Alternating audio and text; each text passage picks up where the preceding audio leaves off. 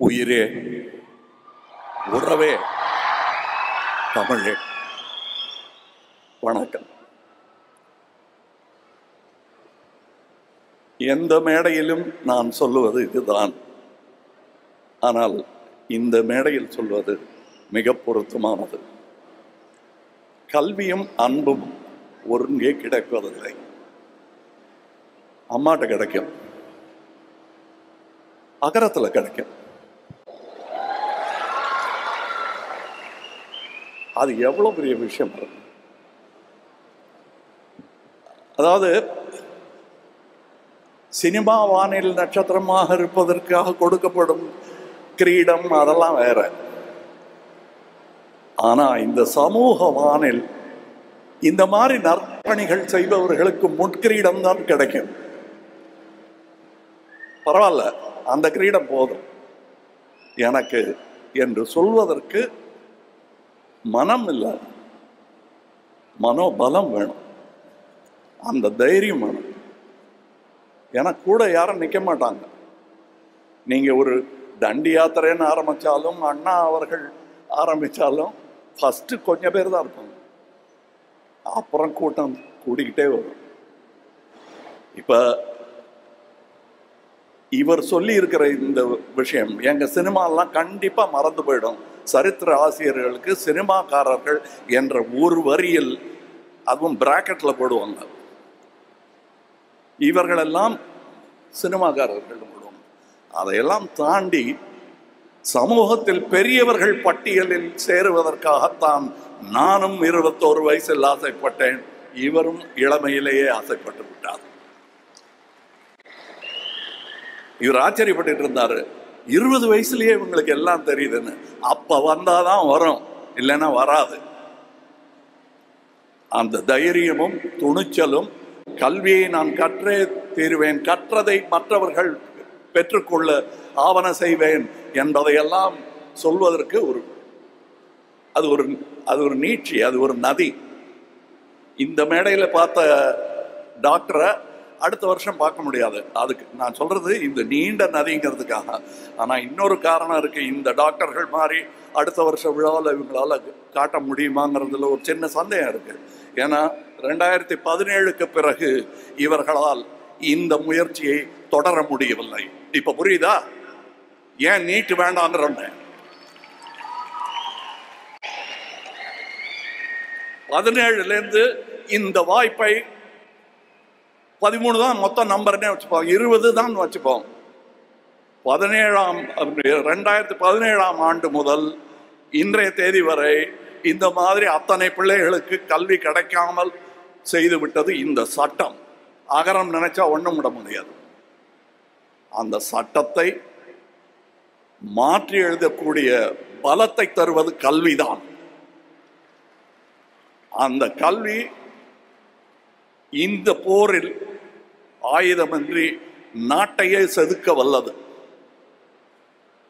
இது சர்வாதிகார சங்கிலிகளை, சனாதன சங்கிலிகளை எல்லாம் நொறுக்கி தள்ளக்கூடிய ஒரே ஆயுதம் இதுதான். இதை தவிர வேற எதையும் கையில எடுக்காதீங்க.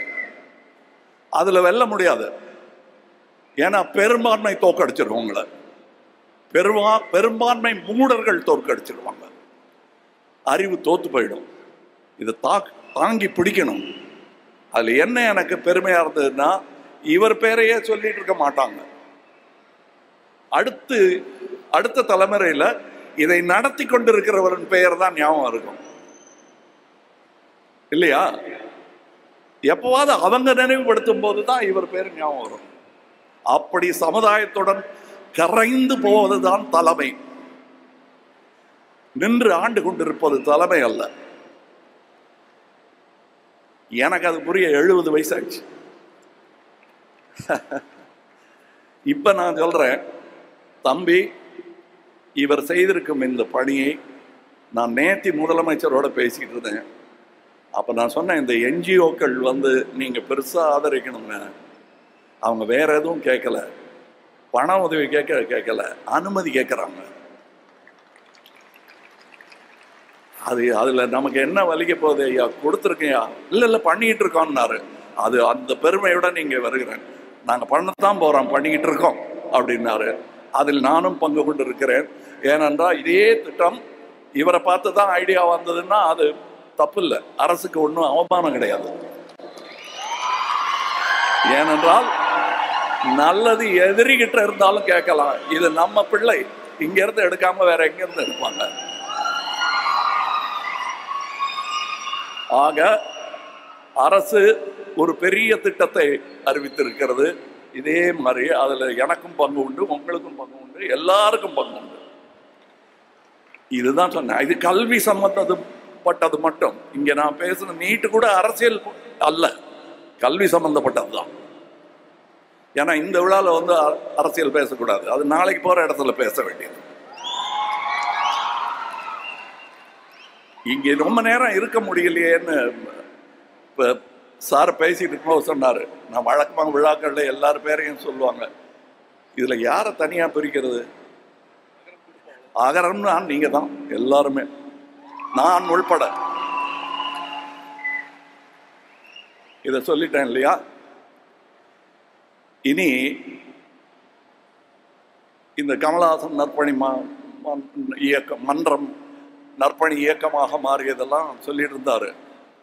அது நாங்கள் செஞ்ச, நான் ஒரு கவிதை எழுதினேன், அவர் ஒரு கவிதை எழுதினார். ஆனால் உண்மையான ஒரு ரகசிய கவிதை ஒன்று இருக்கிறது, அதை பார்த்து தான் நாங்கள் காப்பி அடித்தோம். அதற்கு பொழிப்புரை சொல்ல வேண்டும், ஒரே வார்த்தையில் சொல்லிடலாம். சிவகுமாரன்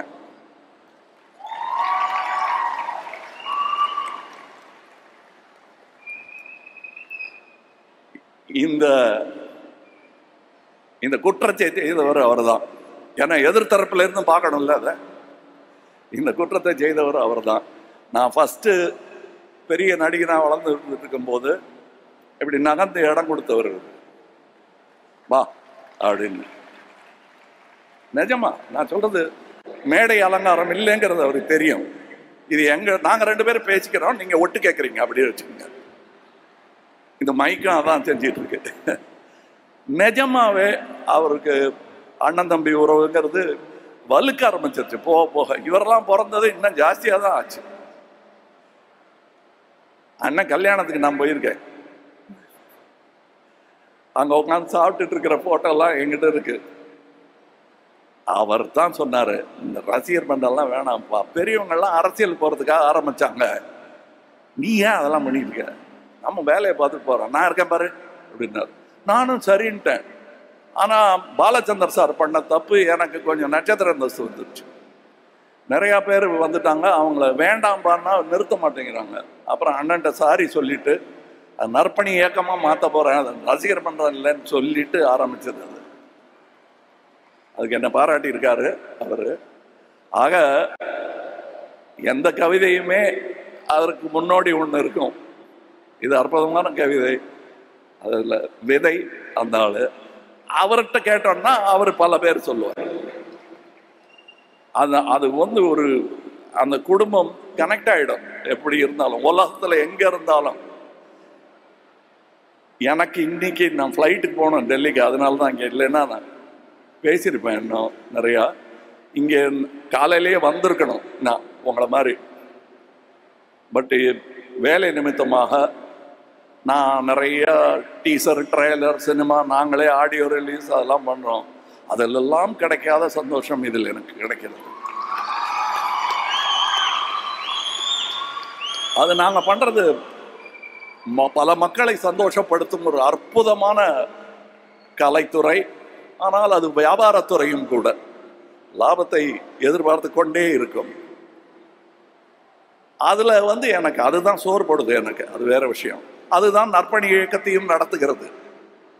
அதற்கு நன்றி சொல்லிக்கொண்டு அதோட இருக்கலாமே தவிர, அவங்க கேட்குற கேள்விக்கெல்லாம் எனக்கு பதில் இல்லை. ஏங்க பாட்டு எத்தனை பாட்டு, ஸ்டண்ட் இருக்குமா, ஃபைட்டெல்லாம் இருக்கு இல்லைங்க, அப்புறம் வெளிநாட்டில் பாட்டெல்லாம் எடுப்பாங்களா, எடுக்கிறோம் அவங்க கேட்டதுக்காக.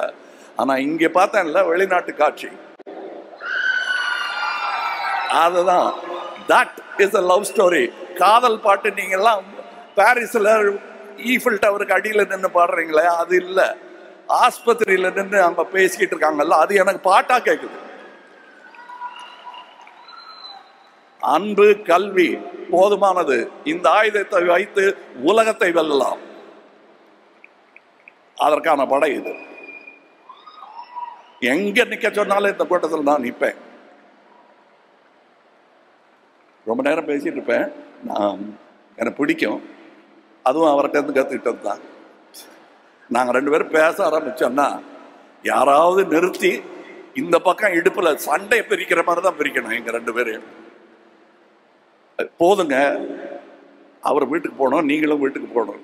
அப்படியா, சரி, என் வண்டியில் ஏறு, நான் உனக்கு மிளகா பஜ்ஜி வாங்கி தரேன், உன் வீட்டில் இறக்கி விட்டுறேன்னு பேச்சு தொடரும். அப்படி பேசி வளர்ந்தவர்கள், பேசி வளர்த்தவர். அந்த பேச்சு இங்கேயும் கேட்டிருக்கோம். இவர் காதலையும் ஓதி இருப்பார் அந்த மந்திரத்தை. இதை உச்சரிக்க மறந்தவர்கள் அந்த உன்னதத்தை இழந்து விட்டார்கள். அன்பும் அறிவும் தான் அற்புதமான மந்திரங்கள். இதை தவிர வேற எந்த துதியும் நிந்தனை தான். இங்கே இந்த அகரம் குடும்பத்தில் பெரிய மனிதர்கள் இருக்கிறார்கள். டாக்டர் ஜெயரஞ்சன் அவர்கள், doctor P Veeramuthuvel, project director Chandrayaan, சகோதரர் வெங்கடேசன் அவர்கள். எங்களுக்கு நிறைய திட்டம் இருக்கும். கிட்டத்தட்ட உங்களோட பேச கிடைக்காத பேச்செல்லாம் அவரோட பேசிட்டு இருக்கேன். நான் அவங்க கிட்ட சொல்லிட்டேன். ஆனால் கூட்டத்தில் சொல்றது எனக்கு பெருமை. நான் இந்த அம்மாவுடைய பெரிய ரசிகன். என் பேச்சு மாறி போனதற்கு சமீப காலங்களில் இவரும் காரணம். ஏன்னா ஞாபகப்படுத்தணும், தெரிஞ்ச வார்த்தையை ஒக்காபுலரி அடிக்கடி பேசிட்டு இல்லைன்னா மறந்து போயிடும். அந்த ஒக்காபுலரி எல்லாம் எனக்கு எடுத்து கொடுக்குற அம்மா அந்த அம்மா. உக்காரணுமா, நன்றி எல்லாம் வேணாம், நீங்க கொடுத்தது தர்மம், நாங்க சொல்ல வேண்டியதுதான் நன்றி. டைரக்டர் வெற்றிமாறன் வந்திருக்காரா? வந்திருக்காரா? மற்றபடி தான் சொல்லிட்டேன். என் குடும்பம் இங்கே இருக்கு. இந்த ஆகரம் ஆரம்பிக்கலைனாலும் அவர் என் குடும்பம் தான். ஆரம்பிச்சதுனால இன்னும் வலுத்துருச்சு உறவு. சிவகுமார் அவர்கள் என்னை எப்படி கூப்பிடுறதுன்னு சொன்னாரு, கேட்டாரு. அண்ணன் கூப்பிடுறதா, சித்தப்பான்னு கூப்பிடுறதா? எனக்கு இப்பப்பா நான் கமல் நற்பணி இயக்கத்தின் பார்வையிலிருந்து பார்க்குறேன். இவரை இனிமே தம்பின்னு கூப்பிடுறதா இல்லை அண்ணன் கூப்பிடுறதா? என்ன வேணுமா கூப்பிட்டுக்குங்க, அன்பா கூப்பிடுங்க, உறவு தொடரட்டும், அவ்வளோதான் நான் சொல்வேன். அதுக்கப்புறம் இங்கே அவங்கெல்லாம் சொல்லி ஆகணும். அதாவது சகோதரருங்கிறதுக்காக வரல, ஏன்னா இதுவே குடும்பம் தான். கார்த்தி அவர்கள், அவர் இங்கே மாத்திரம் இல்லை, எல்லா இடத்துலையும் அவர் சேவகர். எங்கள் நடிகர் சங்கத்துக்கும் அவரை தான் நாங்கள் நேர்ந்து விட்டுட்டோம்.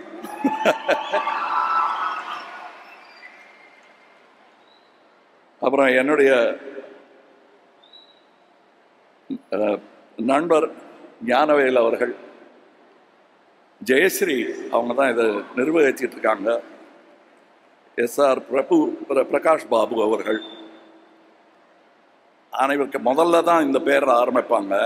ஆனால் அந்த உணர்ச்சி பிரவாகத்தில் மேட்ரை சொல்லிவிடுவாங்க, அப்புறம் பேரெல்லாம் படிக்கலாம்னா நான் அப்புறம் வந்துட்டேன். நான் ஓரளவுக்கு நல்லா நடிப்பேன். அதில் யாருக்காவது சந்தேகம் இருந்தால் தம்பியை கேளுங்க, அண்ணன் தான். எனக்கு வக்காலத்து வாங்க அவங்க தான் வருவாங்க. இது எதுக்கு இப்போ சொல்கிறீங்கன்னு என் நடிப்பு மேலே எனக்கு சந்தேகம் வந்துருச்சு. அதனால தான் இதை கொண்டு வந்தேன் நான். ஒருவேளை நம்ம நடிக்க வராமல் அழுதுருவோமோன்னு பயம் வந்துருச்சு எனக்கு. நான் என்ன சொல்கிறேன்னு சிவகுமாரன் எனக்கு தெரியும். அதனால நான் நல்லா நடிக்க தான் அழாமல் பேசிட்டேன். நன்றி. ஏர்போர்ட்டுக்கு போனோம், அதுக்கு முன்னாடியே பறக்க ஆரம்பிச்சிட்டேன் நான். வணக்கம்.